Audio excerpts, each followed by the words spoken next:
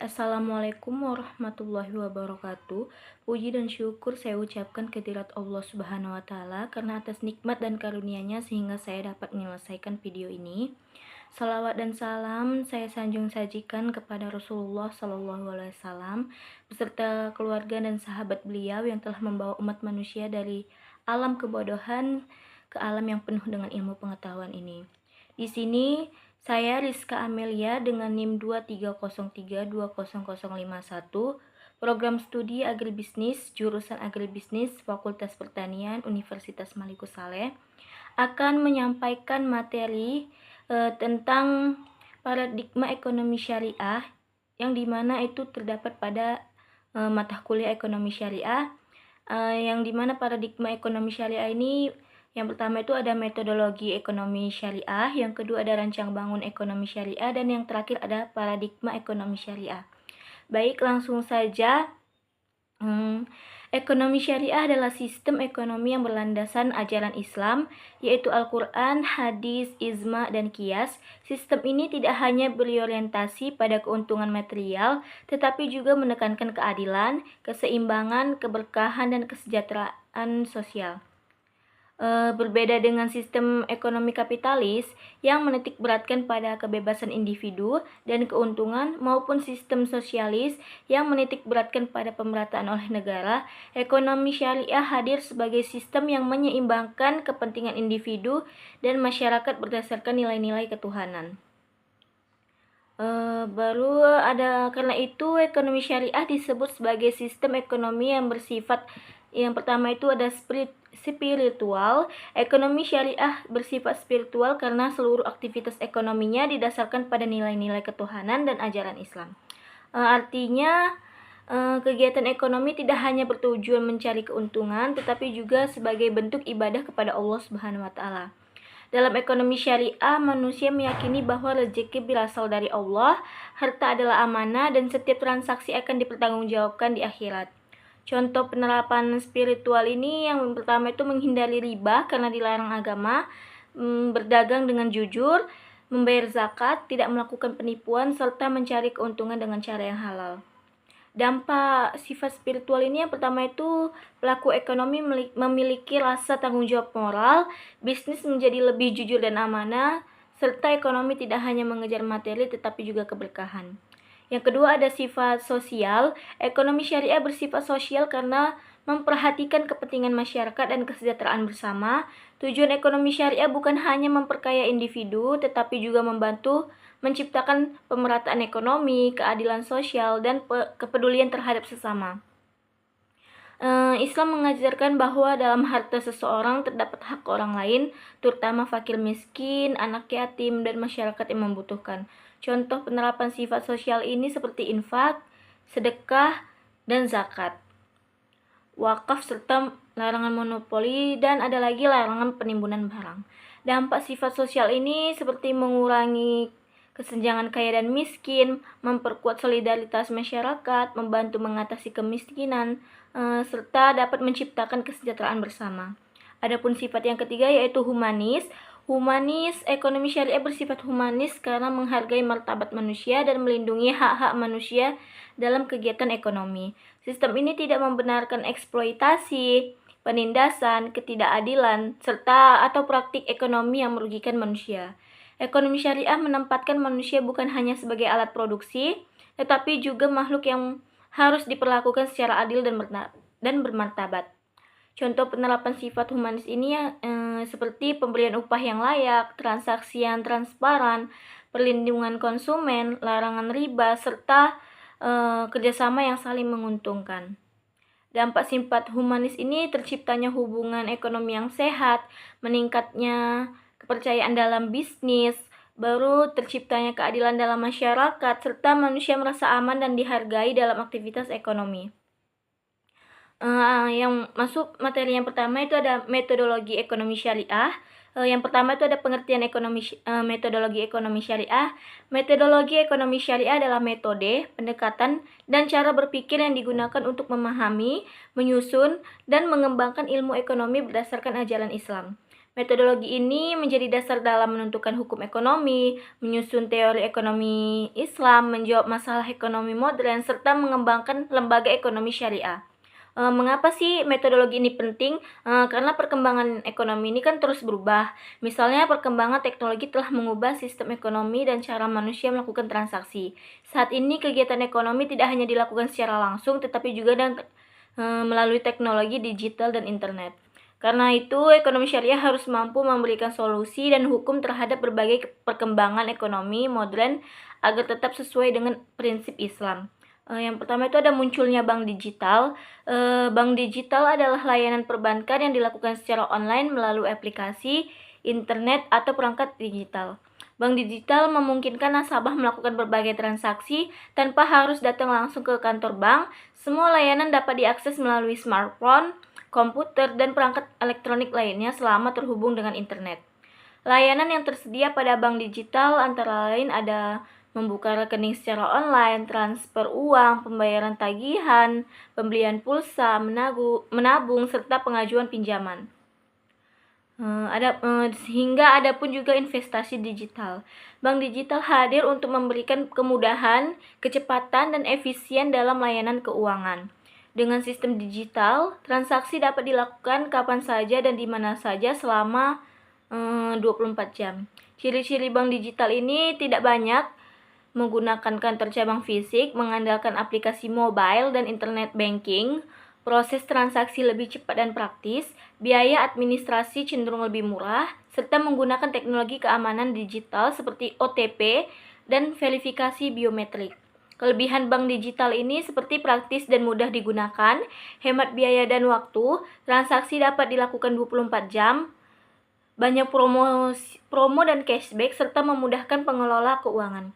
Adapun kekurangan bank digital ini seperti bergantung pada jaringan internet, risiko kejahatan siber atau penipuan online, tidak semua masyarakat memahami teknologi digital, serta layanan tatap muka terbatas.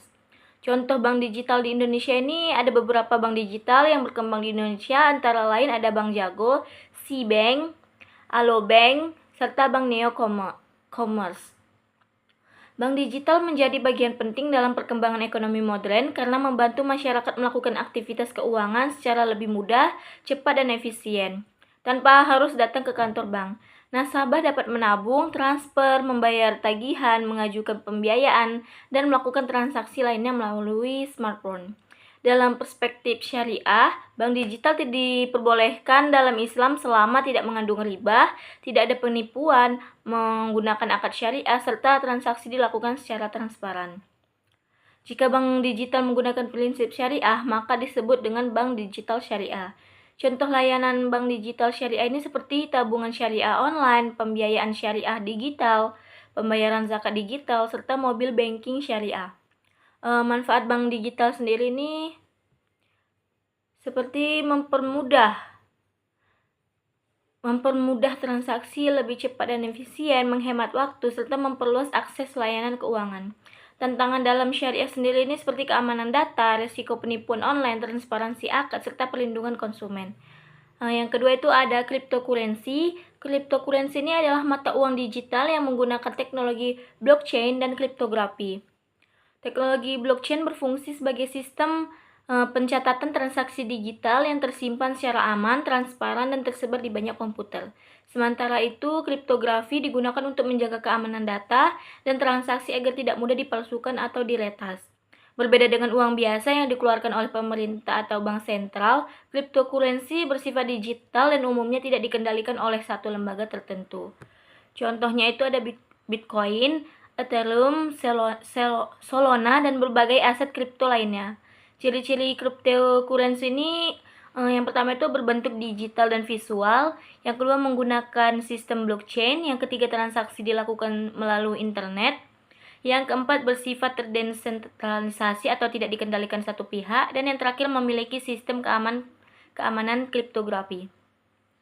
Adapun fungsi dari cryptocurrency ini yang pertama sebagai alat transaksi digital, yang kedua sebagai aset investasi, yang ketiga sebagai penyimpanan nilai digital, serta mendukung sistem keuangan berbasis teknologi. Adapun kelebihan dalam cryptocurrency ini, yang pertama transaksi cepat dan global, biaya transaksi lebih murah, transparan karena dicatat melalui blockchain dan tidak memerlukan perantara seperti bank. Adapun kekurangan cryptocurrency ini, yang pertama itu harga sangat fluktuatif, resiko penipuan dan peretasan belum diterima di semua negara dan membutuhkan pemahaman teknologi yang baik.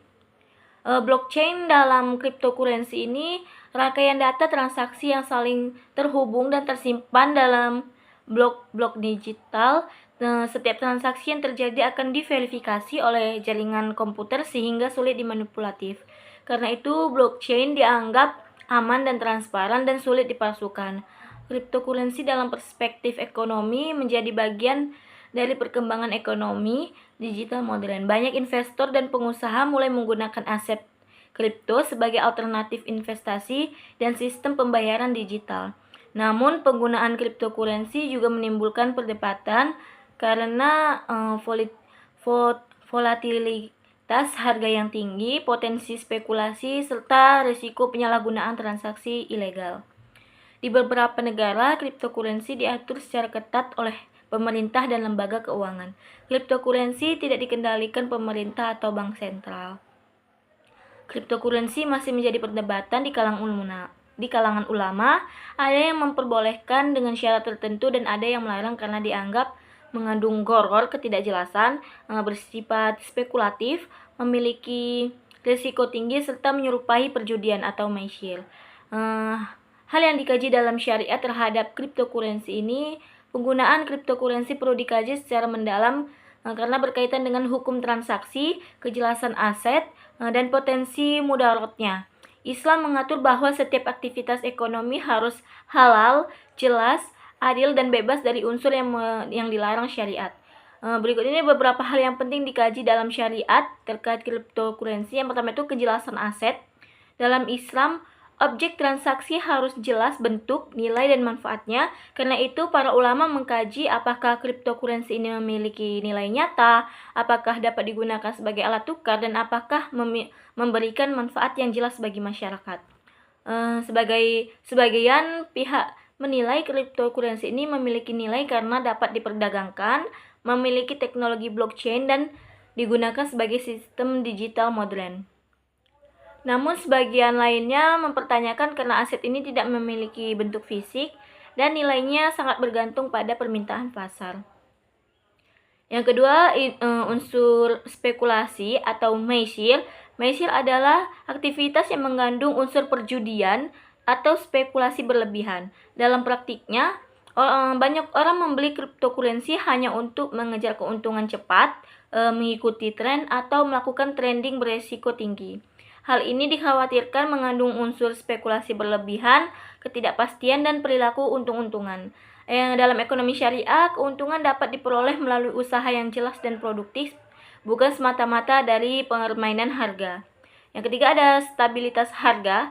Harga cryptocurrency sangat fluktuatif dan dapat berubah drastis dalam waktu singkat. Contohnya hari ini harga naik tinggi, besok bisa turun tajam. Kestabilan ini menimbulkan risiko besar dalam transaksi dan investasi. Dalam syariah, stabilitas dan kejelasan nilai penting untuk menghindari gharar, ketidakjelasan, kerugian berlebihan, dan ketidakadilan dalam transaksi.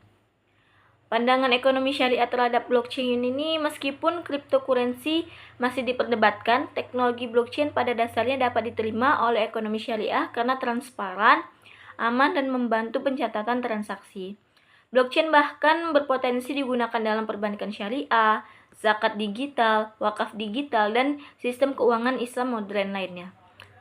Artinya yang menjadi perhatian ulama bukan teknologinya, tetapi cara penggunaan dan praktik transaksinya. Yang ketiga ada investasi online. Investasi online adalah kegiatan penanaman modal melalui platform digital atau internet dengan tujuan memperoleh keuntungan di masa depan. Melalui perkembangan teknologi, masyarakat kini dapat melakukan investasi hanya menggunakan smartphone, aplikasi, atau website investasi lainnya. Investasi online memudahkan masyarakat untuk berinvestasi kapan saja dan di mana saja tanpa harus datang langsung ke lembaga keuangan. Contohnya itu ada investasi saham, reksadana, emas digital, peer-to-peer lending, obligasi, dan investasi properti lainnya. Investasi adalah kegiatan menempatkan sejumlah dana atau aset dengan harapan memperoleh keuntungan dan peningkatan nilai di masa datang.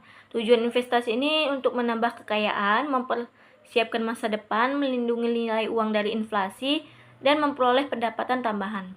Jenis-jenis investasi online yang pertama kan tadi ada investasi saham.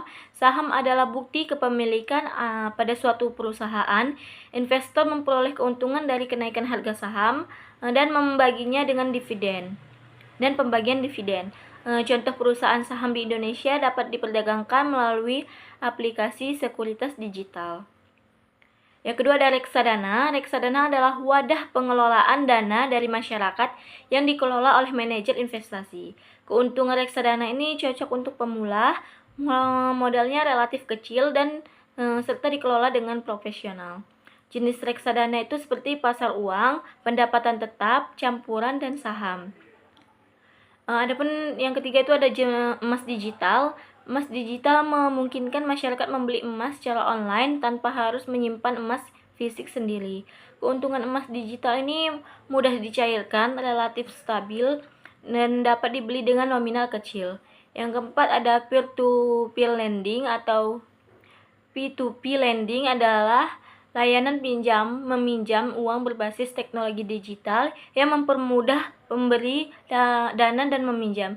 Investor memperoleh keuntungan dari bagi hasil atau imbal hasil pinjaman. Namun investasi ini memiliki risiko gagal bayar sehingga harus dipilih secara hati-hati. Yang kelima ada obligasi. Obligasi adalah surat utang yang diterbitkan pemerintah atau perusahaan. Investor memperoleh bunga atau imbalan hasil serta pengembalian pokok investasi pada waktu tertentu. Dan yang terakhir ada investasi properti online. Investasi properti online ini memungkinkan masyarakat memiliki bagian kepemilikan properti melalui platform digital. Contohnya itu apartemen, rumah, ruko, atau proyek properti lainnya. Ciri-ciri investasi online ini dilakukan melalui internet atau aplikasi digital. Yang kedua, proses transaksinya cepat dan praktis. Yang ketiga, modal investasinya bervariasi.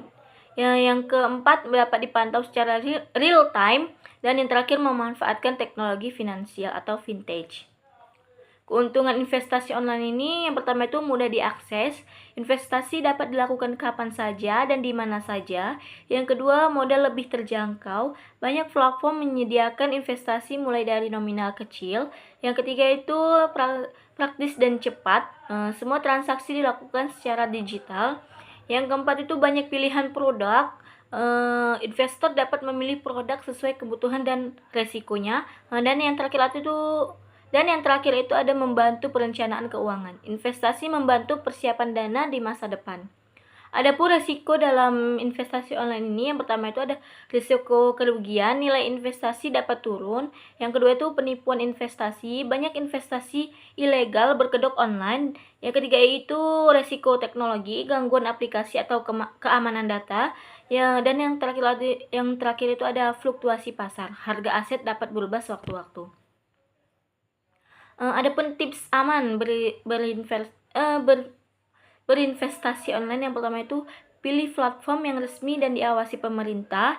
Yang kedua itu pelajari produk investasi sebelum membeli. Yang ketiga, hindari investasi dengan janji keuntungan pasti. Yang keempat, sesuaikan investasi dengan kemampuan keuangan serta diversifikasi investasi untuk mengurangi risiko. Investasi online dalam perspektif syariah, dalam ekonomi syariah, investasi online diperbolehkan selama mengandung produk halal, tidak mengandung riba, tidak ada gharar, ketidakjelasan, dan tidak mengandung mesyal atau spekulasi atau judi. Karena itu, investasi syariah harus transparan, adil, dan dilakukan pada usaha yang halal. Contoh investasi syariah ini yang tadi, saham syariah, reksadana syariah, sukuk syariah, emas, dan bisnis halal. Prinsip dalam investasi syariah ini yang pertama halal, usaha yang dijalankan tidak boleh haram. Yang kedua transparan, informasi investasi harus jelas. Yang ketiga adil, keuntungan dan risiko dibagi secara seimbang. Yang keempat tidak spekulatif, yaitu tidak boleh hanya mengandalkan unsur untung-untungan. Yang keempat ada vintage syariah. Vintage syariah adalah teknologi keuangan yang dijalankan berdasarkan prinsip syariah Islam. Vintage berasal dari kata finansial dan teknologi. Vintage syariah menggabungkan teknologi digital, layanan keuangan, dan akad Islam. Tujuan vintage syariah ini adalah memberikan layanan keuangan yang mudah, cepat, modern, sekaligus sesuai dengan ketentuan syariat Islam. Melalui vintage syariah, masyarakat dapat melakukan berbagai aktivitas keuangan secara online tanpa melanggar prinsip-prinsip ekonomi Islam. Vintage syariah merupakan inovasi dalam bidang keuangan yang menggunakan teknologi digital untuk menyediakan layanan keuangan berbasis syariah. Sistem ini berbeda dengan vintage konvensional karena tidak mengandung riba, menghindari gharar, dan menghindari maisir, dan hanya mendukung usaha yang halal. Vintage syariah menggunakan akad-akad Islam dalam setiap transaksinya seperti mudharabah, murabahah, musyarakah, ijarah, dan wakalah. Karakteristik vintage syariah ini yang pertama berbasis prinsip syariah, semua transaksi harus sesuai dengan hukum syariah. Yang kedua bebas riba, tidak mengandung atau tidak menggunakan sistem bunga. Yang ketiga transparan, informasi transaksi harus jelas dan terbuka. Dan yang keempat itu menggunakan akad syariah, setiap layanan memiliki akad yang jelas. Serta yang kelima mengutamakan keadilan, tidak boleh merugikan salah satu pihak. Serta yang terakhir menggunakan teknologi digital, layanan dilakukan melalui aplikasi atau internet. Jenis layanan vintage syariah ini seperti pembiayaan syariah online. Yang pertama itu memberikan pembiayaan berdasarkan akad syariah, contohnya pembiayaan usaha UMKM, pembelian barang serta modal usaha. Yang kedua itu ada peer-to-peer lending syariah, mempertemukan pemberi dana dan penerima dana dengan prinsip syariah. Keuntungan diperoleh melalui bagi hasil, margin, atau akad syariah lainnya. Yang ketiga ada payment gateway syariah, layanan pembayaran digital yang sesuai syariah. Yang keempat ada crowdfunding syariah atau penggalangan dana online untuk usaha atau kegiatan halal. Contohnya pembangunan masjid, wakaf digital, dan bantuan sosial. Yang kelima ada investasi syariah digital, platform investasi berbasis syariah, contohnya saham syariah, suku, reksadana syariah, dan emas syariah.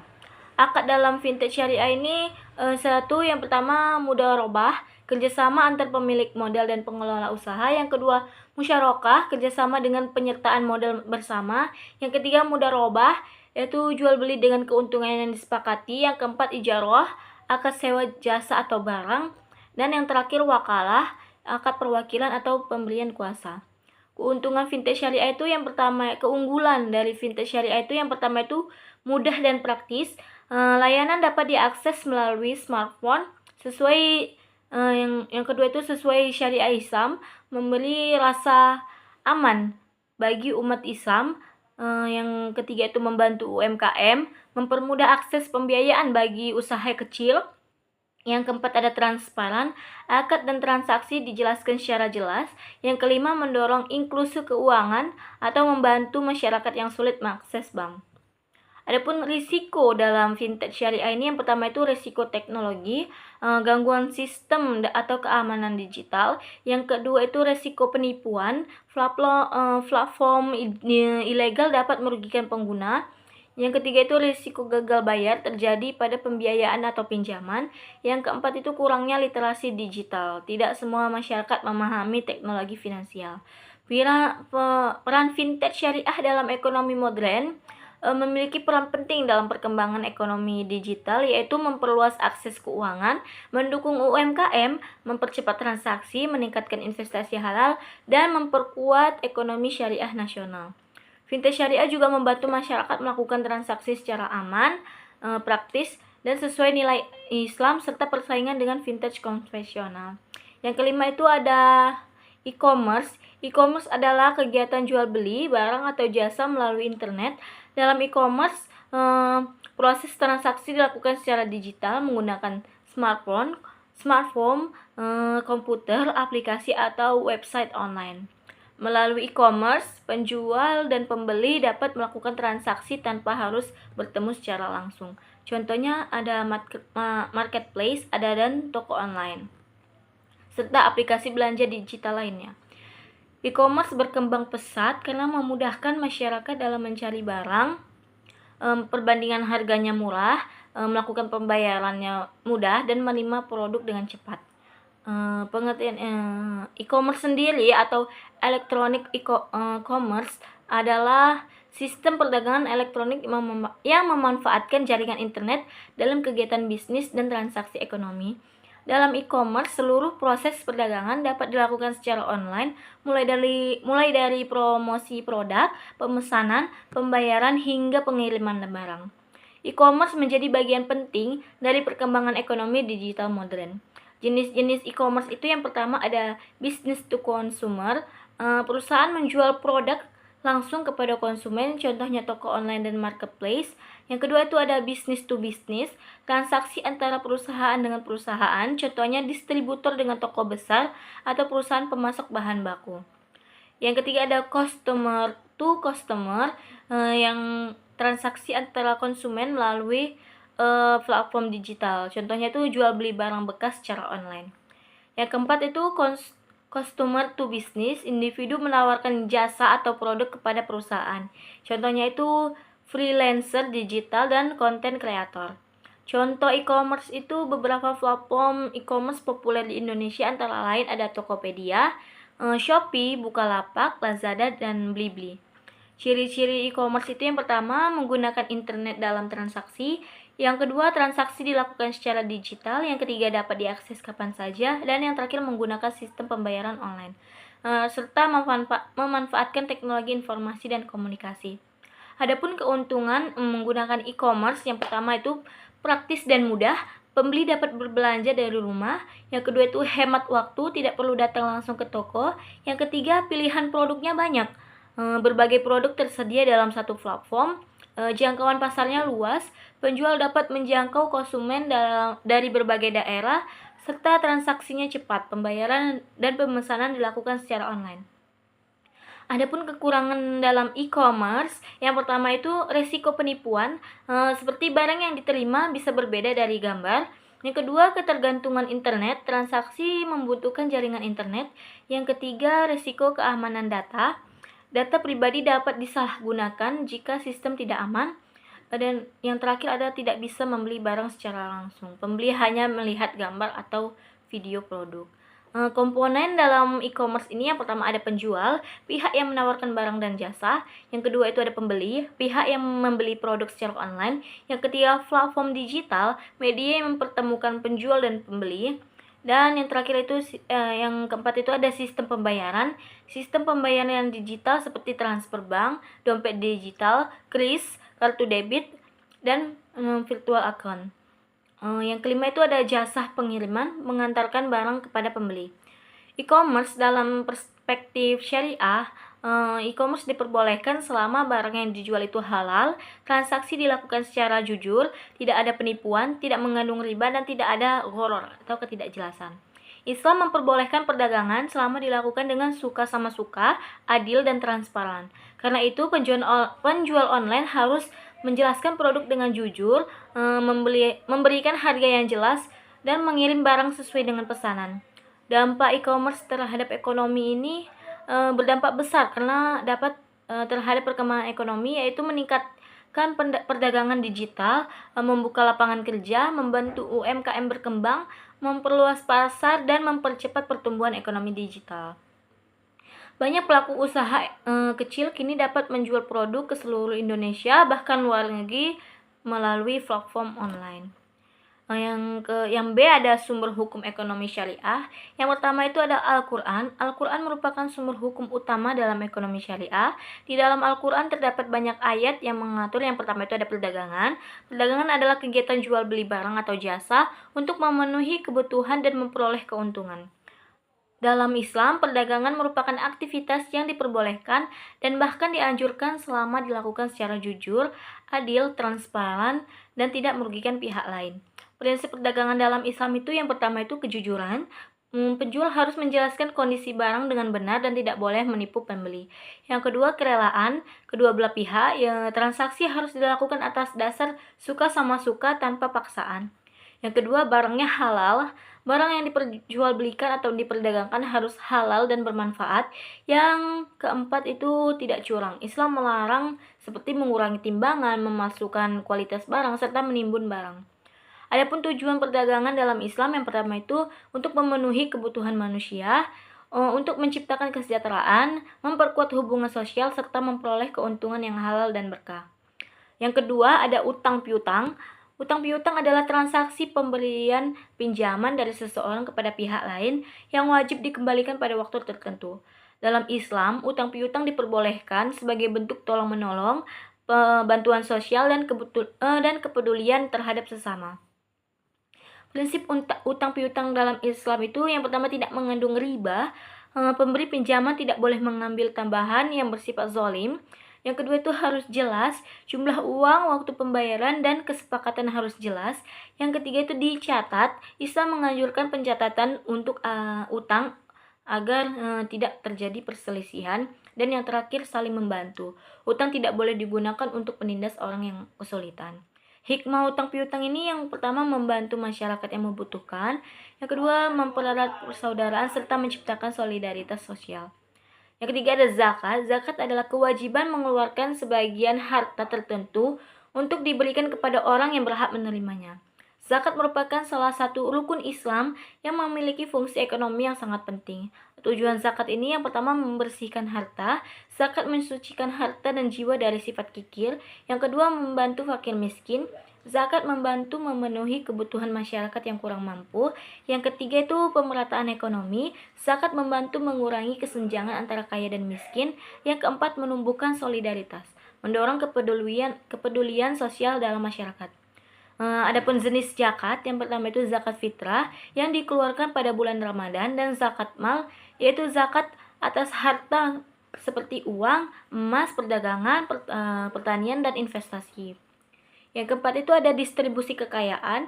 Distribusi kekayaan adalah proses pembagian dan penyebaran harta dalam masyarakat agar tidak hanya dikuasai oleh kelompok tertentu. Islam menolak penumpukan kekayaan pada segelintir orang. Tujuan distribusi kekayaan itu untuk menciptakan keadilan sosial, mengurangi kemiskinan, menjaga stabilitas ekonomi, serta meningkatkan kesejahteraan masyarakat. Cara distribusi dalam Islamnya itu yang pertama zakat, membantu masyarakat miskin. Yang kedua sedekah dan infak, mendorong berbagi kekayaan secara sukarela. Yang ketiga itu ada pemanfaatan harga, ada wakaf, pemanfaatan harta untuk kepentingan umum. Dan yang terakhir adalah larangan monopoli, mencegah penguasaan ekonomi oleh kelompok tertentu. Dampak dari distribusi kekayaan ini untuk mengurangi kesenjangan sosial, meningkatkan daya beli masyarakat, serta menciptakan keseimbangan ekonomi. Yang kelima adalah larangan riba. Riba adalah tambahan atau transaksi pinjaman atau pertukaran barang tertentu yang bersifat zalim dan merugikan salah satu pihak. Dalam Islam, riba diharamkan karena dianggap tidak adil. Mengapa riba diharamkan? Yang pertama itu karena dia menindas pihak yang lemah. Orang miskin semakin terbebani karena harus membayar bunga tambahan. Yang kedua itu memperbesar kesenjangan sosial. Pemilik modal semakin kaya tanpa harus usaha yang produktif. Yang ketiga itu tidak menciptakan keadilan. Keuntungan diperoleh tanpa risiko yang seimbang. Adapun alternatif dalam ekonomi syariah, Islam mengganti sistem bunga dengan bagi hasil, kerjasama usaha, serta akad syariah. Contohnya itu akadnya itu ada mudharabah dan musyarakah. Yang pertama itu ada mudharabah. Mudharabah adalah akad kerja sama antara pemilik modal dan pengelola usaha. Dalam akad ini, pemilik modal menyediakan seluruh modal, sedangkan pengelola menjalankan usaha. Keuntungan dibagi berdasarkan kesepakatan bersama, sedangkan kerugian ditanggung pemilik modal selama bukan karena kelalaian pengelola. Ciri-ciri mudharabah yang pertama itu modal berasal dari satu pihak, pengelola menjalankan usaha, keuntungan dibagi sesuai perjanjian, serta kerugian ditanggung pemilik modal jika usaha rugi secara normal dan tidak rugi dengan cara itu pengelolanya yang salah. Adapun contoh mudharabah yaitu seseorang memiliki modal 50 juta, lalu memberikan modal tersebut kepada pengusaha kecil untuk membuka usaha makanan. Keuntungan usaha dibagi 60% untuk pemilik modal dan 40% untuk pengelola usaha. Jenis mudharabah itu yang pertama mudharabah mutlaqah atau pengelola bebas menjalankan usaha tanpa batasan khusus. Adapun yang kedua itu mudharabah muqayyadah, yaitu pemilik modal memberikan batasan tertentu, contohnya jenis usaha tertentu, lokasi tertentu, atau waktu tertentu. Yang kedua ada akad musyarakah, yaitu akad kerjasama antara dua pihak atau lebih yang sama-sama memberikan modal untuk menjalankan usaha. Dalam akad ini, semua pihak ikut menanamkan modal dan biasanya ikut mengelola usaha. Keuntungan dibagi sesuai kesepakatan, sedangkan kerugian dibagi sesuai porsi modal masing-masing.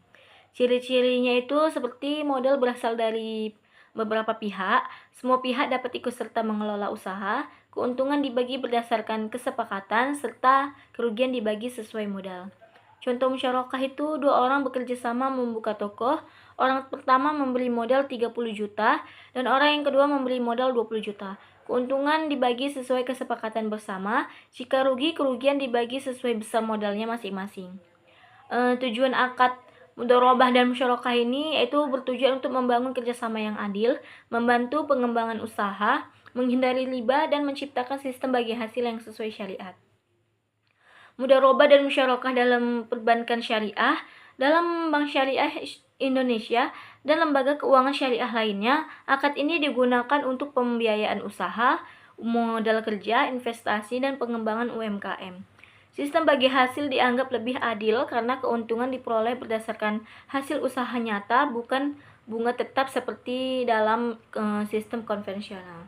Adapun dampak positif dari larangan riba seperti menciptakan keadilan ekonomi, mendorong usaha produktif, mengurangi eksploitasi ekonomi, dan yang lainnya. Dan yang keenam itu ada keadilan ekonomi. Keadilan ekonomi adalah kondisi ketika setiap orang memperoleh hak dan kesempatan ekonomi secara seimbang dan tidak mengalami penindasan.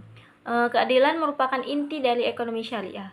Bentuk keadilan ekonomi dalam Islam itu yang pertama keadilan dalam transaksi, tidak boleh ada penipuan dan kecurangan. Yang kedua keadilan dalam distribusi, kekayaan tidak boleh hanya beredar di kalangan tertentu. Yang ketiga keadilan dalam upah, pekerja harus mendapatkan upah yang layak. Yang keempat adalah keadilan dalam kesempatan, semua orang memiliki kesempatan untuk bekerja dan berusaha.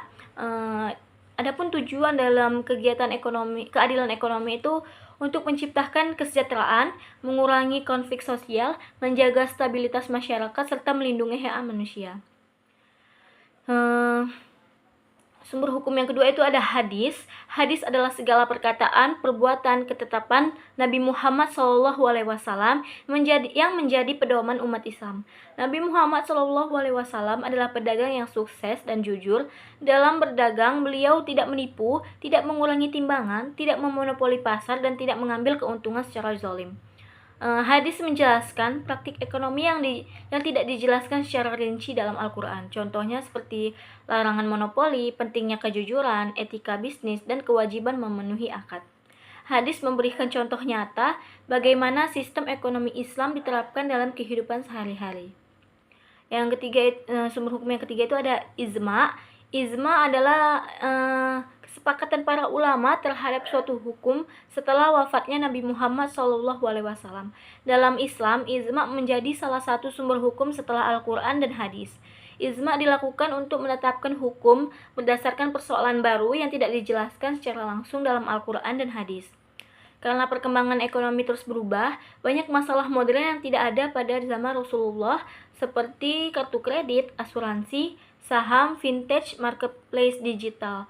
Oleh karena itu, para ulama melakukan kajian bersama untuk menentukan hukum dan aturan yang sesuai dengan prinsip syariah. Secara bahasa, ijma berarti kesepakatan atau persetujuan bersama. Secara istilah juga, ijma adalah kesepakatan para ulama mustahid pada suatu masa mengenai hukum suatu persoalan. Ijma dilakukan agar umat Islam memiliki pedoman yang jelas dalam menghadapi perkembangan zaman.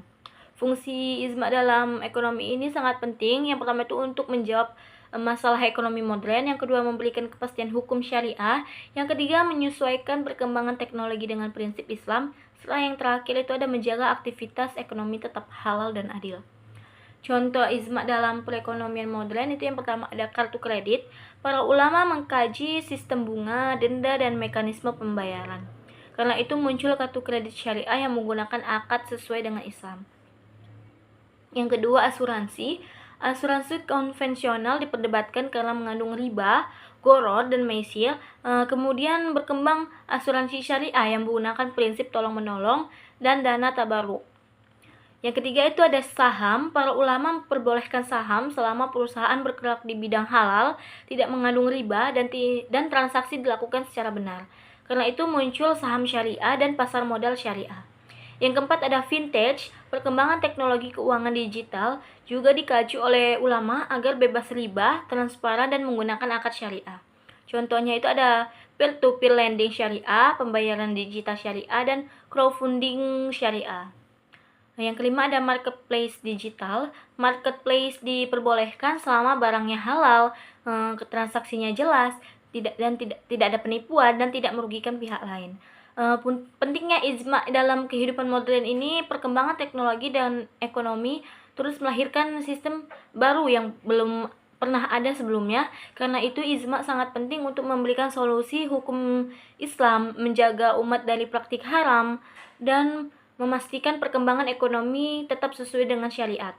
Ijma menunjukkan bahwa Islam mampu menyesuaikan diri dengan perkembangan zaman tanpa meninggalkan prinsip-prinsip syariah. Yang keempat itu ada kias. Kias adalah penetapan hukum suatu masalah baru dengan cara membandingkannya pada masalah yang sudah ada hukumnya. Contohnya seperti bunga bank dianalogikan dengan riba karena sama-sama memberikan tambahan dari pinjaman serta mengandung unsur keuntungan tanpa harus produktif.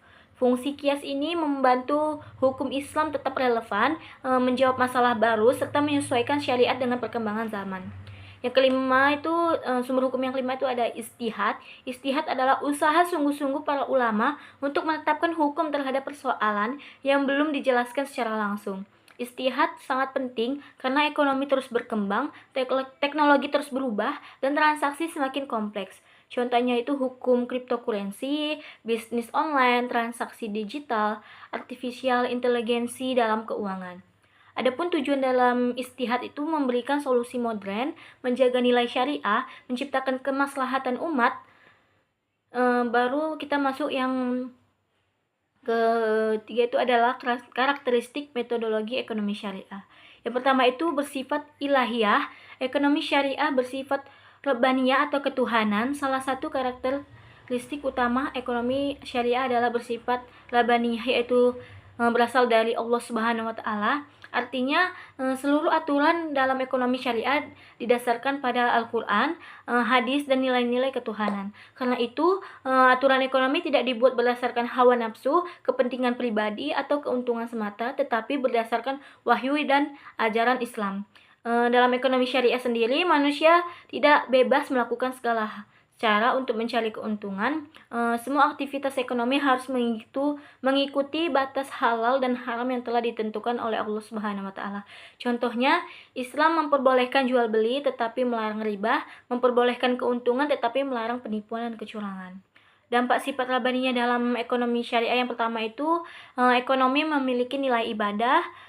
Yang kedua itu bisnis harus jujur. Yang ketiga manusia merasa diawasi Allah.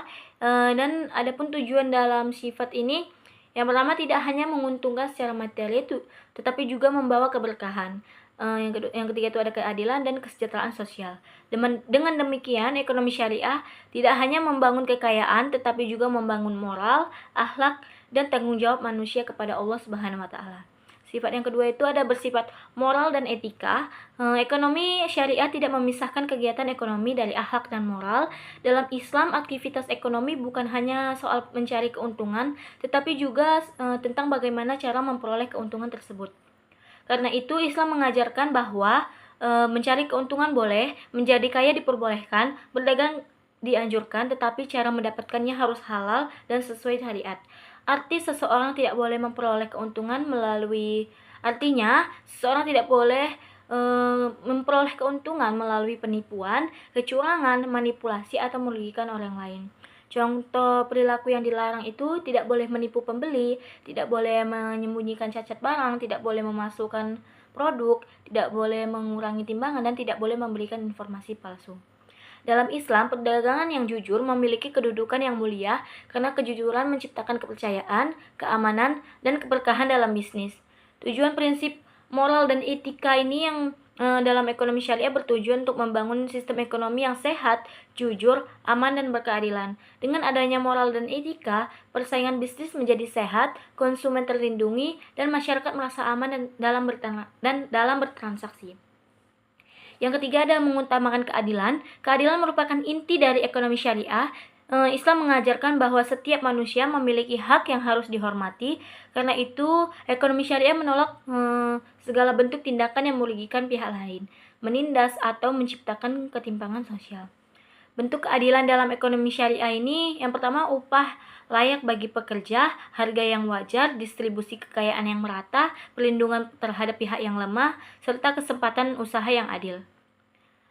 Islam tidak menginginkan kekayaan hanya berputar di kalangan orang kaya saja. Karena itu Islam mengajarkan untuk zakat, sedekah, wakaf, dan infak untuk membantu pemerataan ekonomi. Contoh ketidakadilan yang dilarang itu, Islam melarang itu riba, monopoli, penimbunan barang, eksploitasi tenaga kerja, serta penipuan bisnis. Hal-hal tersebut dilarang karena dapat memperkaya sebagian pihak secara tidak adil, merugikan masyarakat, dan menimbulkan kesenjangan sosial. Tujuan keadilan dalam ekonomi syariah itu yang pertama itu untuk menciptakan masyarakat yang sejahtera, harmonis, dan saling membantu. Dengan berkeadilan, hubungan antara pengusaha, pekerja, konsumen, dan masyarakat dapat berjalan secara seimbang. Yang keempat ada seimbang. Ekonomi syariah menekankan prinsip keseimbangan dalam kehidupan manusia. Islam mengajarkan bahwa manusia harus mampu menyeimbangkan dunia dan akhirat, individu dan masyarakat, spiritual dan material, hak dan kewajiban. Islam tidak melarang seseorang menjadi kaya, bahkan kekayaan dapat menjadi sarana untuk membantu orang lain, membangun usaha, dan meningkatkan kesejahteraan masyarakat. Namun, kekayaan tidak boleh membuat sombong, tidak boleh digunakan untuk kejahatan, dan harus memiliki fungsi sosial. Bentuk keseimbangan dalam ekonomi syariah, yang pertama itu keseimbangan dunia dan akhirat. Manusia boleh mencari keuntungan dunia, tetapi juga harus tetap mengingat ibadah dan akhirat. Yang kedua itu ada keseimbangan individu dan sosial. Hak individu diakui, tetapi kepentingan masyarakat juga harus diperhatikan. Dan yang terakhir itu ada keseimbangan material dan spiritual. Kebutuhan ekonomi penting, tetapi nilai moral dan agama tetap harus diutamakan. Adapun dampak prinsip keseimbangan yaitu membantu menciptakan kehidupan yang harmonis, ekonomi yang stabil, dan masyarakat yang peduli sesama. Yang kelima itu ada dinamis. Ekonomi syariah bersifat dinamis, artinya dapat berkembang mengikuti perubahan zaman dan perkembangan teknologi. Walaupun bersumber dari Al-Quran dan hadis, ekonomi syariah tetap mampu menjawab masalah modern melalui istihad, qiyas, dan kajian ilmiah para ulama. Karena itu, ekonomi syariah tetap relevan dalam era digital, globalisasi, perkembangan teknologi, dan sistem ekonomi modern. Contohnya, perkembangan ekonomi syariah modern seperti bank syariah, fintech syariah, marketplace halal, investasi syariah online, wakaf digital, serta cryptocurrency berbasis kajian syariah. Semua perkembangan tersebut dikaji agar tetap sesuai dengan prinsip halal, keadilan, dan kemaslahatan umat. Keuntungan sifat dinamis ini yang pertama itu membuat ekonomi syariah tidak ketinggalan zaman, mampu beradaptasi, dan dapat digunakan dalam berbagai kondisi ekonomi modern. Dengan demikian, ekonomi syariah dapat menjadi solusi ekonomi yang modern, fleksibel, tetapi tetap berlandaskan nilai Islam. Yang ketiga, yang keempat ada pendekatan dalam ekonomi syariah. Yang pertama itu ada pendekatan normatif. Pendekatan normatif membahas apa yang boleh, apa yang haram, dan apa yang wajib. Contohnya, riba haram, zakat wajib, perdagangan halal diperbolehkan. Pendekatan ini berdasarkan syariat. Yang kedua itu pendekatan positif. Pendekatan positif mempelajari fakta ekonomi yang terjadi di masyarakat. Contohnya itu tingkat kemiskinan, pengangguran, perilaku konsumsi, serta pertumbuhan bank syariah. Tujuannya itu agar kebijakan ekonomi sesuai dengan kondisi nyata masyarakat. Yang ketiga itu ada pendekatan historis. Pendekatan historis mempelajari sejarah ekonomi Islam, contohnya seperti Pasar Madinah, Baitul Mal, serta sistem zakat pada masa Khalifah Umar. Manfaatnya itu untuk mengambil pelajaran dari sejarah dan mengetahui keberhasilan ekonomi Islam di masa lalu. Yang keempat itu ada pendekatan empiris. Pendekatan empiris menggunakan penelitian, observasi, statistik, dan data ekonomi. Tujuannya itu untuk membuktikan efektivitas ekonomi syariah serta mengembangkan teori ekonomi Islam secara ilmiah. Yang kelima ada tujuan metodologi ekonomi syariah. Yang pertama itu mencapai falah. Falah berarti kebahagiaan, kesejahteraan, dan keberhasilan dunia dan akhirat. Jadi tujuan ekonomi syariah bukan sekedar untuk menjadi kaya. Yang kedua itu mewujudkan keadilan ekonomi. Kekayaan tidak boleh hanya beredar di kelompok tertentu, karena itu Islam mewajibkan zakat, sedekah, dan wakaf. Yang ketiga itu menghindari praktik haram seperti riba. Riba adalah tambahan atau kelebihan yang diambil dalam transaksi pinjaman atau pertukaran barang tertentu secara tidak adil. Secara sederhana, riba mengambil keuntungan dari utang piutang dengan cara merugikan pihak lain. Dalam Islam, riba diharamkan karena mengandung unsur penindasan, ketidakadilan, dan eksploitasi ekonomi. Karena praktik tersebut merusak masyarakat. Yang kedua itu ada gharar. Gharar adalah ketidakjelasan, ketidakpastian, atau unsur samar dalam suatu transaksi. Artinya informasinya itu seperti barang yang tidak jelas, harganya tidak jelas, kualitas tidak jelas, serta objek transaksinya belum pasti. Yang ketiga itu ada maisir. Maisir adalah perjudian atau aktivitas untung-untungan yang mengandalkan spekulasi tanpa usaha produktif. Dalam maisir, seseorang bisa mendapatkan keuntungan besar, sementara pihak lain mengalami kerugian besar tanpa proses usaha yang adil. Yang keempat ada penipuan. Penipuan adalah tindakan tidak jujur untuk memperoleh keuntungan dengan cara merugikan orang lain. Dalam Islam, penipuan termasuk perbuatan dosa karena bertentangan dengan kejujuran, amanah, dan keadilan. Yang keempat, menjaga kesejahteraan sosial. Ekonomi syariah bertujuan mengurangi kemiskinan, menciptakan lapangan kerja, serta meningkatkan kesejahteraan umat. Kedua, ada rancang bangun ekonomi syariah. Rancang bangun ekonomi syariah adalah struktur atau kerangka sistem ekonomi Islam yang dibangun berdasarkan prinsip-prinsip syariah. Rancang bangun ini mencakup dasar filosofi, prinsip ekonomi, instrumen ekonomi, lembaga keuangan, serta tujuan ekonomi Islam. Rancang bangun ini menjadi pedoman dalam menjalankan sistem ekonomi yang sesuai dengan syariat. Landasan filosofis ekonomi syariah yang pertama tauhid. Tauhid berarti mengesahkan Allah. Dalam ekonomi semua harta milik Allah, manusia hanya mengelola. Dampak tauhid dalam ekonomi itu manusia tidak boleh serakah, harta harus digunakan secara benar, dan bisnis harus halal. Yang kedua khalifah. Manusia menjadi khalifah atau wakil Allah di bumi. Tugas manusia mengelola sumber daya, menjaga lingkungan, menciptakan kesejahteraan. Adapun implikasi ekonominya itu dilarang merusak alam, serta sumber daya harus digunakan secara bertanggung jawab. Yang ketiga keadilan. Keadilan berarti menempatkan sesuatu pada tempatnya. Dalam ekonomi, upah harus adil, transaksi harus transparan, dan keuntungan tidak boleh berlebihan. Yang keempat ada ukhuwan. Ukhuwan berarti persaudaraan. Ekonomi syariah mendorong kerjasama, solidaritas, kepedulian sosial. Karena itu Islam mengajarkan zakat, sedekah, dan infak. Yang kelima ada masalah. Maslahah berarti kemanfaatan umum. Aktivitas ekonomi harus bermanfaat, tidak merugikan, dan membawa kesejahteraan masyarakat. Nilai-nilai dasar ekonomi Islam yang pertama itu kepemilikan relatif. Harta bukan milik mutlak manusia karena hakikatnya semua milik Allah. Yang kedua itu kebebasan terbatas. Islam memberikan kebebasan berusaha, namun tidak boleh melanggar syariat dan tidak boleh merugikan orang lain. Yang ketiga tanggung jawab sosial. Harta memiliki fungsi sosial, karena itu orang kaya memiliki kewajiban membantu masyarakat miskin. Yang keempat kerjasama. Ekonomi syariah lebih mengutamakan kemitraan, gotong royong, kerjasama daripada persaingan tidak sehat dan eksploitasi. Adapun prinsip-prinsip ekonomi syariah yang pertama larangan riba, yang kedua larangan gharar, yang ketiga larangan maisir, dan yang keempat ada keadilan dan transparansi. Yang keempat adalah sistem bagi hasil, contohnya mudharabah dan musyarakah. Instrumen ekonomi syariah yang pertama itu zakat. Zakat adalah kewajiban mengeluarkan sebagian harta. Fungsi zakat ini untuk mengurangi kemiskinan, pemerataan ekonomi, serta pembersihan harta. Yang kedua itu wakaf. Wakaf adalah penyerahan harta untuk kepentingan umum, contohnya masjid, sekolah, atau rumah sakit. Yang ketiga ada sedekah dan infak, meningkatkan solidaritas sosial dan membantu masyarakat. Yang keempat itu ada perbankan syariah. Bank syariah menggunakan akad Islam, contohnya itu akad mudharabah, kerjasama antar pemilik modal dan pengelola usaha. Yang kedua ada musyarakah, yaitu kerjasama dua belah pihak atau lebih.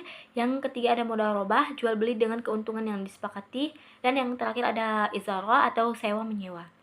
Yang kelima ada pasar modal syariah, investasi yang sesuai syariah, bebas riba, bebas perjudian, dan bebas bisnis haram. Lembaga dalam ekonomi syariah yang pertama itu bank syariah, bank yang menjalankan sistem keuangan sesuai syariah Islam. Yang kedua itu Baitul Mal, yaitu lembaga mengelola zakat, infak, dan sedekah. Yang ketiga itu ada BMT, lembaga keuangan mikro syariah untuk membantu masyarakat kecil. Yang keempat itu asuransi syariah menggunakan prinsip tolong-menolong, berbagi resiko, serta bukan mencari keuntungan semata. Adapun tujuan rancang bangun ekonomi syariah itu yang pertama, mewujudkan kesejahteraan. Ekonomi harus meningkatkan kualitas hidup masyarakat. Yang kedua, mengurangi kesenjangan sosial agar tidak terjadi jurang kaya dan miskin yang terlalu besar. Dan yang ketiga itu membangun sistem yang adil, tidak ada penindasan ekonomi. Yang keempat, menjamin keberlangsungan ekonomi. Ekonomi harus stabil dan berkelanjutan serta menjaga moral bisnis. Yang ketiga itu ada paradigma ekonomi syariah. Paradigma ekonomi syariah adalah cara pandang Islam terhadap kegiatan ekonomi. Paradigma ini menjadikan Allah sebagai pusat kehidupan, moral sebagai dasar ekonomi, dan kesejahteraan bersama sebagai tujuan utama. Ciri-ciri paradigma ekonomi syariah itu yang pertama berbasis tauhid. Ekonomi dipandang sebagai bagian dari ibadah. Yang kedua berorientasi falah. Tujuan ekonomi adalah kebahagiaan dunia dan akhirat. Yang ketiga menjunjung keadilan, tidak boleh ada penindasan, eksploitasi, dan ketimpangan sosial. Yang keempat ada mengintegrasikan moral dan ekonomi. Aktivitas ekonomi harus sesuai akhlak Islam, menjaga keseimbangan, menyeimbangkan kebutuhan individu, kepentingan masyarakat, materi, dan spiritual. Konsep falah dalam ekonomi syariah, falah berarti keberhasilan, kesejahteraan, keselamatan dunia dan akhirat. Cara mencapai falah ini harus bekerja halal, jujur, beribadah, membantu sesama, serta menjaga keadilan. Maqasid syariah dalam ekonomi itu tujuan syariah adalah menjaga agama, jiwa, akal, keturunan, serta harta. Ekonomi tidak boleh merusak moral, merusak kesehatan, menghancurkan keluarga, serta menghilangkan hak manusia. Adapun implementasi paradigma ekonomi syariah adalah penerapan nilai-nilai Islam dalam seluruh aktivitas ekonomi. Ekonomi syariah tidak hanya dipelajari sebagai teori, tetapi juga harus diterapkan dalam kehidupan sehari-hari, baik dalam konsumsi, produksi, distribusi, maupun keuangan. Tujuannya agar menciptakan aktivitas ekonomi yang halal, adil, seimbang, dan membawa keberkahan. Yang pertama itu implementasi dalam konsumsi. Dalam ekonomi syariah, konsumsi bukan sekedar memenuhi keinginan, tetapi juga memperhatikan halal dan haram, manfaat, serta kesederhanaan. Seorang muslim hanya harus menggunakan hartanya secara bijak dan tidak berlebihan. Bentuk implementasinya itu berupa membeli barang halal, mengkonsumsi makanan halal dan baik, tidak boros, hidup sederhana, menghindari gaya hidup berlebihan. Islam melarang perilaku yang mubazir, konsumtif berlebihan, dan pemborosan. Hal ini karena harta merupakan amanah dari Allah Subhanahu wa taala yang harus dipergunakan dengan baik. Contohnya itu untuk membeli kebutuhan sesuai dengan kebutuhan dan tidak membeli barang hanya karena gengsi, menghindari produk haram, dan mengatur pengeluaran dengan bijak. Tujuan konsumsi syariah ini menjaga kesehatan dan keberkahan hidup, menghindari pemborosan, serta menciptakan keseimbangan ekonomi. Yang kedua, implementasi dalam produksi. Produksi adalah kegiatan menghasilkan barang atau jasa untuk memenuhi kebutuhan manusia. Dalam ekonomi syariah, kegiatan produksi harus halal, bermanfaat, dan tidak merugikan masyarakat.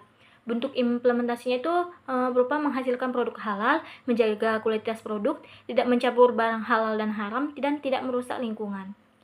Produsen tidak boleh hanya mengejar keuntungan semata, tetapi memperhatikan dampak sosial dan lingkungan. Contohnya, memproduksi makanan halal, menggunakan bahan yang aman, memberikan upah yang layak, serta menjaga kebersihan lingkungan produktif.